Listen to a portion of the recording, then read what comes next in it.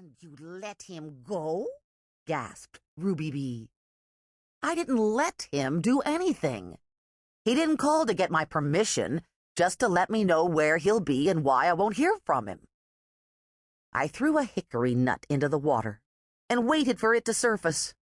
It did not oblige. I wondered if piranhas were feasting on it. Ruby Bee wasn't interested in nature. "What did you say to that?" "I told him to watch out for headhunters." "But not a word about your, condition? Are you as plumb loco as Dimson Buchanan?"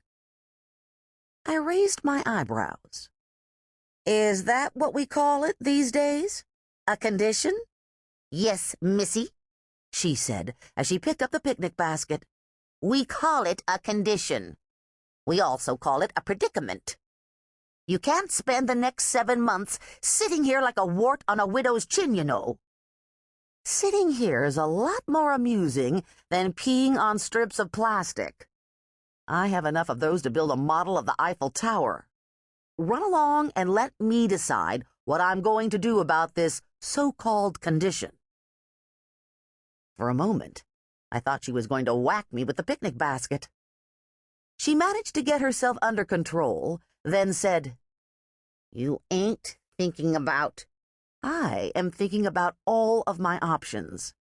If I have to climb all the way to the top of Cotter's Ridge to get some privacy, I will, even if it means I'll end up covered with chiggers and ticks.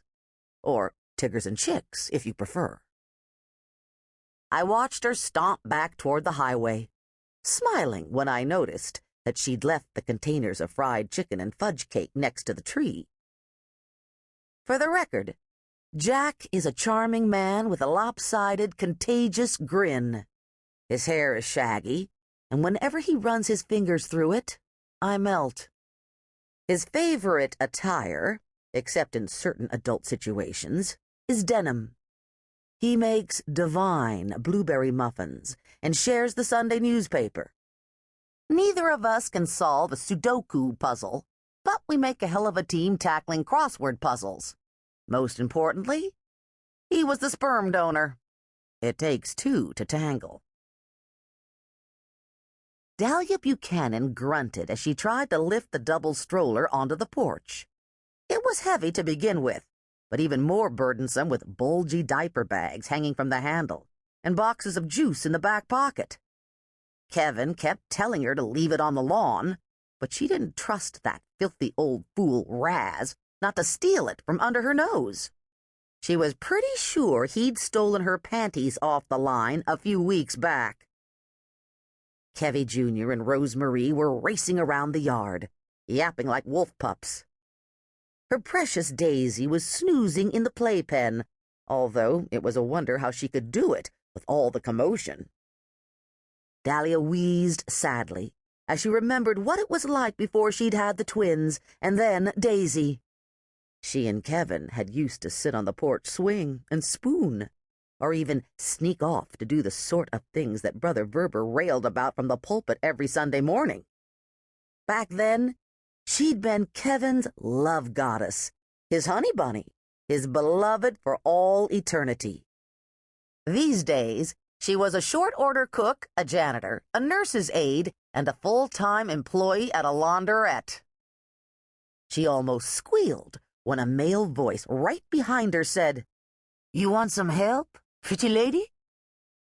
It sure weren't Raz, she realized, as she reeled around to gape at the man.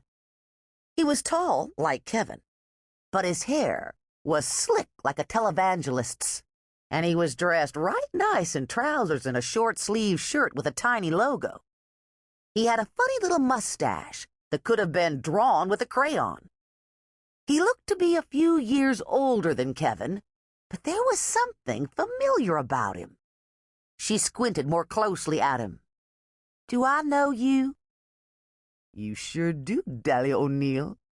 Well, Mrs. Kevin Buchanan now, ain't it?" "Maybe," she said suspiciously.